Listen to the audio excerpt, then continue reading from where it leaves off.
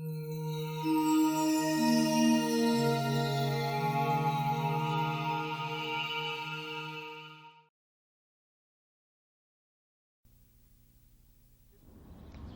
Christopher Lee. Join me for 100 years of horror.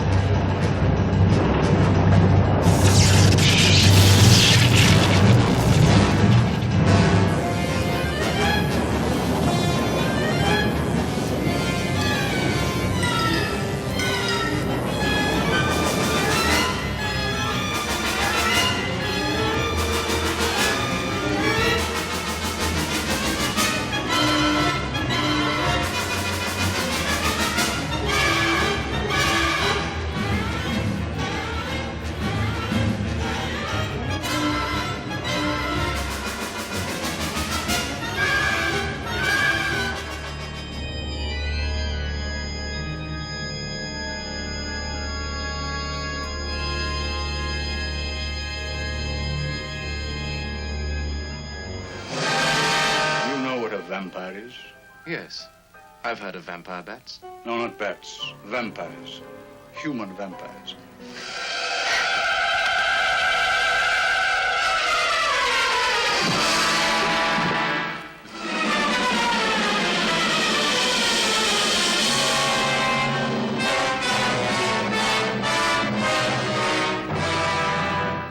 Bram Stoker's majestic creation influenced every fictional vampire created in books and films, including the novels of Anne Rice and Stephen King. But it is not the only prototype, either in films or real life. In nature, blood drinkers appear in a multitude of forms. The mosquito, which drinks its own weight in human blood, the repulsive slug-like leech, the South American vampire bat, and human fiends, such as the infamous John George Haig, who claimed to have drunk a glass of warm blood from his victims after a series of murders in the 1940s. In films, vampires have assumed as many different shapes as they do in reality. Variations run through the tapestry of terror films like Dark Crimson Threads. Vampiric men, women, and children. Giant leeches, blood-drinking vegetable men from Mars, vampire astronauts, even entire planets of vampires. I'll tell you this, if there are any intelligent creatures on this planet, they're our enemies.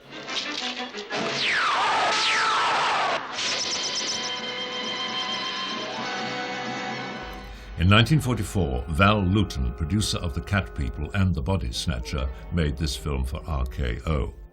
No one may leave the island. I'm afraid you'll have to make an exception in my case, General. I'm traveling on urgent business for my government. No one may leave the island. Boris Karloff played a superstitious Greek general who was sure the leading lady was the Greek version of the vampire, a Vodvolika. She's dead. Look into the eyes of that one. You'll see how she died.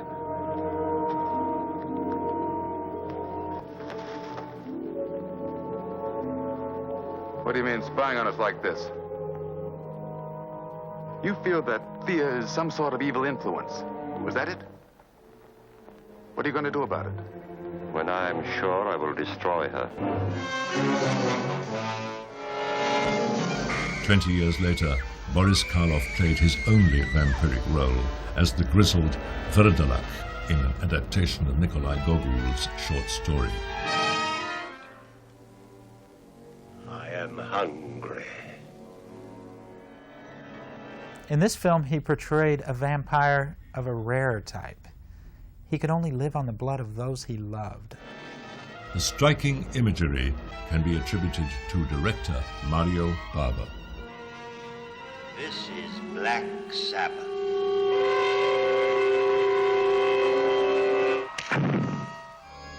Brilliant Danish filmmaker Carl Dreyer adapted Carmilla into a procession of disturbing images under the title Vampyr in 1932.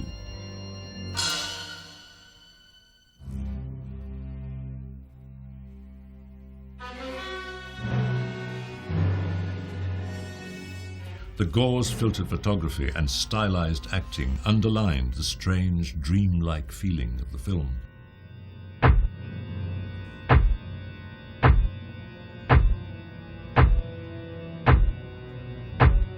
It all started with Carmilla, Sheridan Le Fanu's story back in 1871.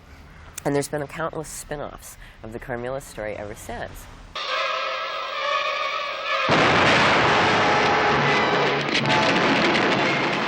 The story reappeared in Italy, directed by Roger Vadim, Blood and Roses. Roger Vadim's Blood and Roses was fairly subtle as well. Usually it would just involve a kiss, but there was not much subtlety in Vampire Lovers. It was right there in front of you. It's a huge cat! For God's sake, save her! The producers of it, Harry Fine and Michael Stile, came to me and asked me to do it, and pointed out that it was based on a short story by a man called Sheridan Le Fanu, an Irish writer, Victorian. And I'd been a fan of his books, well, ever since I was a boy. And so I was sort of halfway there with the project. But they were reading into it a great deal of lesbianism, which I don't think Sheridan Le Fanu had ever sort of dreamed of, and neither did I, incidentally. But so there was a bias toward bringing out that idea. So, you know, it was the old story that everybody's made a vampire picture, 100 vampire pictures have been made. What on earth can we do next with vampires? I know, we'll make them lesbians. Yeah, brilliant.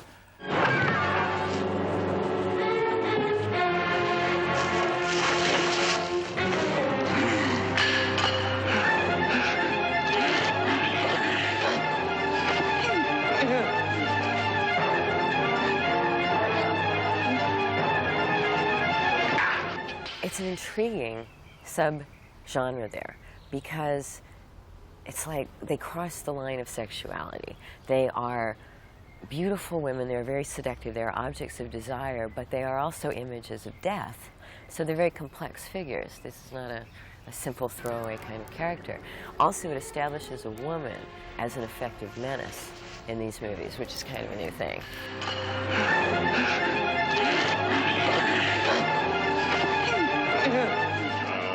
Now this fresh, warm blood into a body of thy making.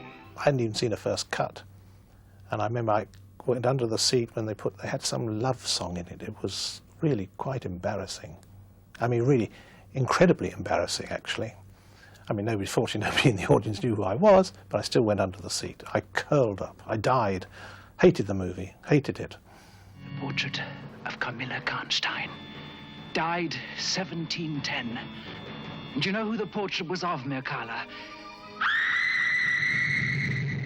The combination of seductive sex and long fangs was too irresistible, and a third Karnstein film came forth from Hammer Films. Seek out the devil worshippers by burning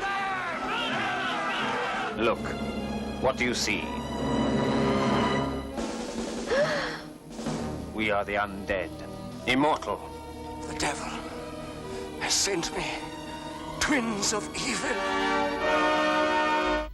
Blood-drinking creatures took on strange forms very early on, such as the protoplasmic blob in The Vampire Bat, made only 2 years after Dracula. Vampires! The bats, man! The bats!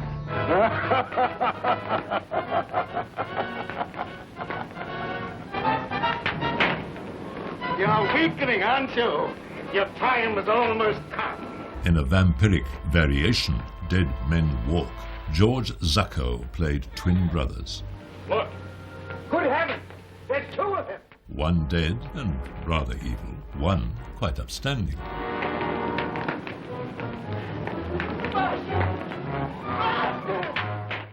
Dwight Fry, who served under Lugosi in Dracula, grovelled admirably as a servant to the evil Zucco, who had become a vampire by virtue of his study of arcane occult literature.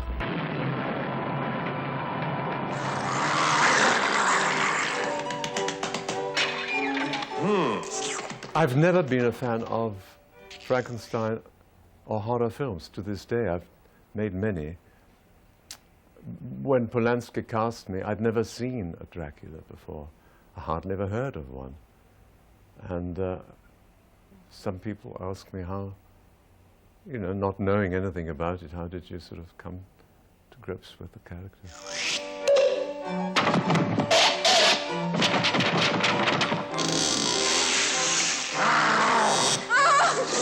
Christopher never liked my performance. He said, how dare you make a funny character out of something that should be interpreted seriously, as he'd done it, of course.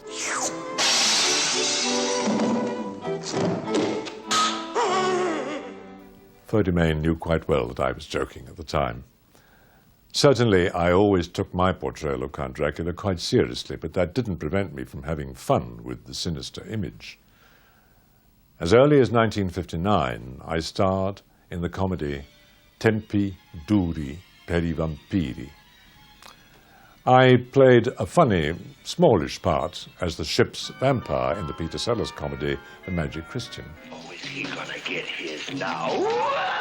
That was a one-line gag in a Sammy Davis Jr. comedy, sort of like the in-jokes in the old Bob Hope Bing Crosby Road pictures. Won't you join our little party? Mirror, mirror on the wall. Who is the most terrifying of them all? The Countess Dracula.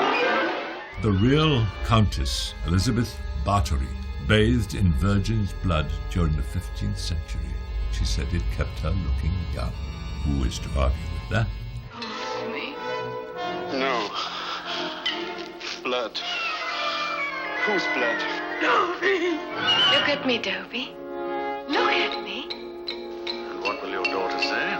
She arrives tomorrow, and she'll find you as young as she is. Say it, lovely. Say it. Yes. Yes, I love you. Yes.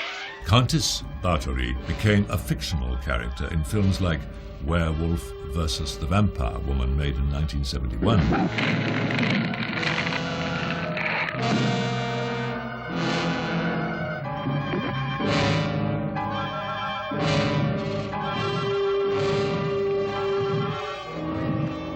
Like her latter-day Lon Chaney Jr., Paul Nash's werewolf tangled with demonic adversaries.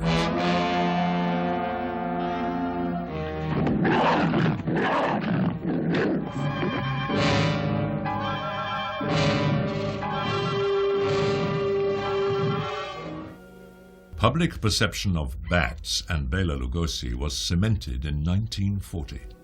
Good. You have not forgotten. Despite the Frankensteinian apparatus, audiences knew he sought something much more basic.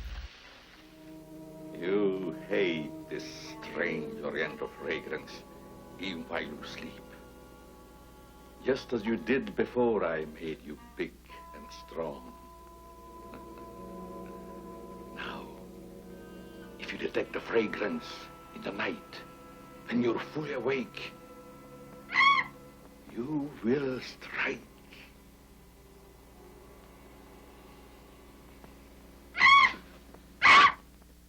Yes, you will strike to kill.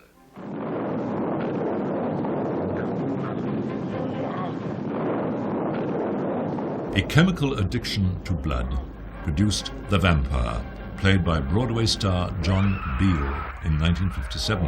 I've got men covering the whole town. If he sticks to his pattern, someone will die tonight. In 1958, noted Shakespearean actor Sir Donald Wolfett I'm Dr. Killistratus. played the villain in a part that seemed a relic from a film age a generation past. You were confined to prison for attempting to do something that no one has ever done before. Transfuse blood from one being to another. Now, you must have believed in what you were trying to do. I, too, believe it can be done. Here we shall attempt to do it together. The John Campbell story, Who Goes There, envisioned an alien able to duplicate the form of anything on Earth. Gentlemen, do you realize what we've found? A being from another world, as different from us as one pole from the other. Someone gave me a copy of the Campbell story to read the first week or so that we were shooting the picture, and I thought, why aren't we shooting this? The Howard Hawks film version, made in 1951, substituted a menace more primal. What happened, Doctor? In the greenhouse, I was working. I couldn't see. Yeah. Then a blast of cold air, and I heard Olson scream. It was really a story of two camps. The scientists who are there at this North Pole expedition, and the Air Force crew that comes in on the plane. And these two camps are really the story. The thing is the catalyst that gets things going between them. 1.9. Needles hit the top.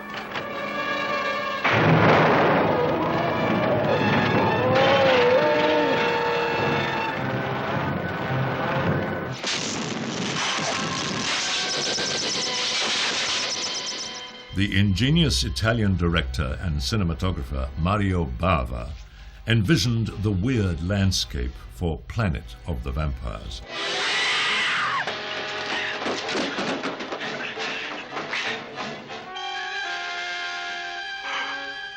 Salas. No, just his body.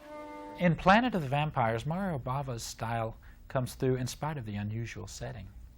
Outer space or Eastern Slavonia. Mario Bava could scare the pants off of you. It's imperative that our race continue to exist. You are our last chance. No, never. We'll all of us give up our lives to save our own race. Closer to home was Richard Matheson's adaptation of his paranoid novel I Am Legend, with Vincent Price left alone after a global plague. The last man on Earth. I was sent to keep you here until they come. To kill me.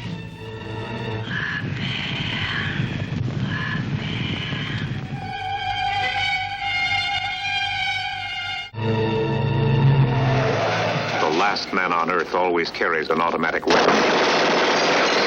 Charlton Heston plays the lone survivor of a deadly plague in a forgotten city inhabited by vampires in The Omega Man. It seems to me that although Neville is physically healthy, is immune to this germ, that his life, his paranoid existence has produced a kind of psychosis.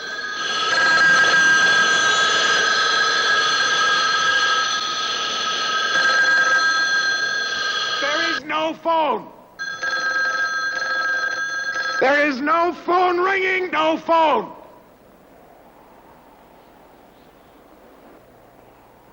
In the piece, he plays chess with himself, or in fact with a bust of Julius Caesar, which comes to the same thing, and we're never quite certain of the degree to which he is aware that he is making the moves on both sides. It's a difficult condition.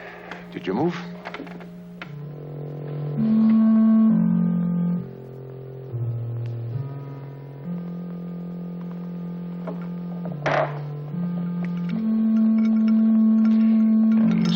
Guy once. Neville could have fled the city. It's better for him or for any creature to even be surrounded by enemies.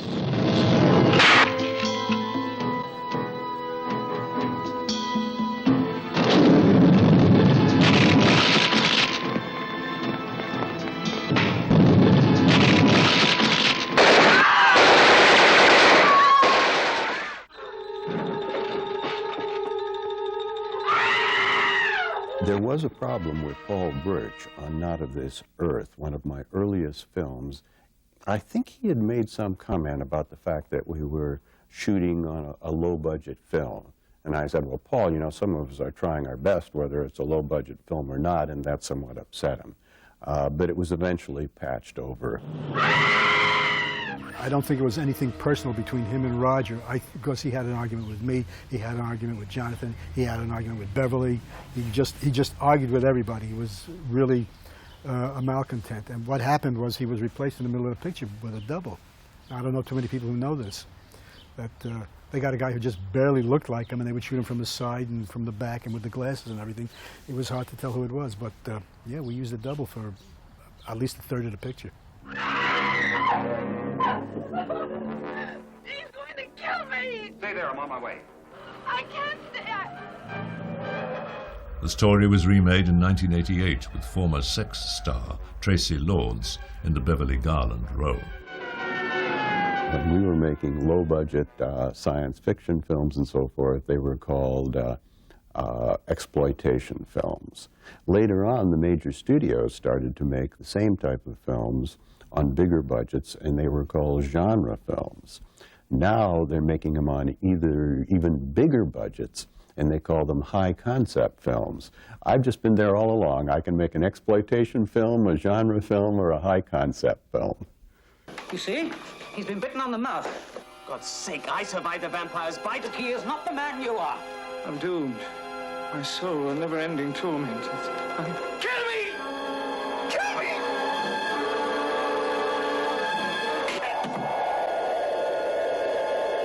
I didn't want to do it, and we discussed it beforehand, because I didn't feel it was really necessary. But they wanted it to appear nude. So we kind of came to a compromise, insofar as my hair was a lot longer in those days, and so that covered my upper chest. and I think I actually used some sort of gaffer tape or something to stick it down, so I felt quite secure in that sense. And then a pair of flesh colour knickers, briefs, and I was all right. I was all set, so it was like being on the beach, really. Her life will be yours. Yours. Her youth will pulse through your veins, my darling, replenishing, restoring. Take her.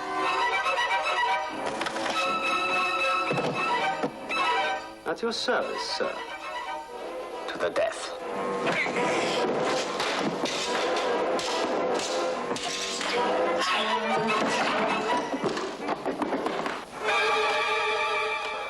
Yes, you bleed, my lord. This is God's blade. Forged for your black heart. One of the things I think has been lost, and very sadly lost, is the element of magic, the mystery. It's a romantic view, probably, without sentimentality, but it is a touch of romance, a touch of mystery, a touch of the supernatural, and some magic. By the mid-1990s, genre films were bigger than ever. Tom Cruise and Brad Pitt played a pair of platonic yet vampiric friends in Interview with the Vampire in 1994.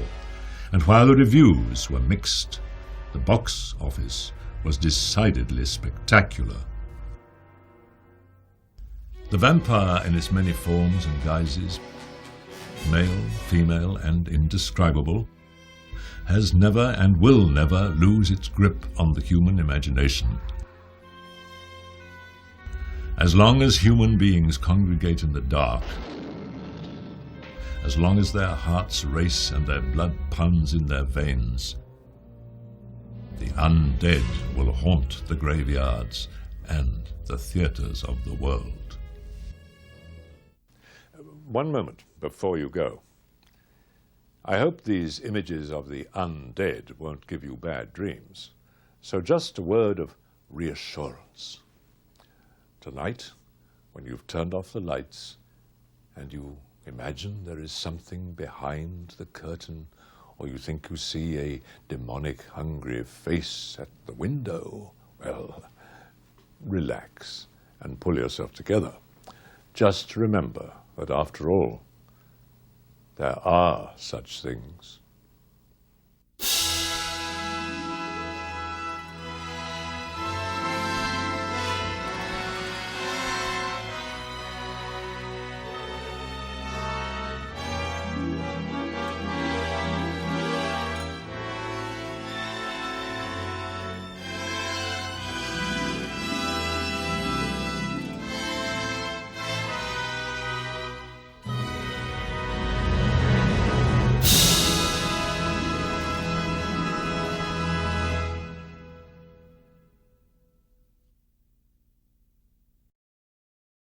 Mm.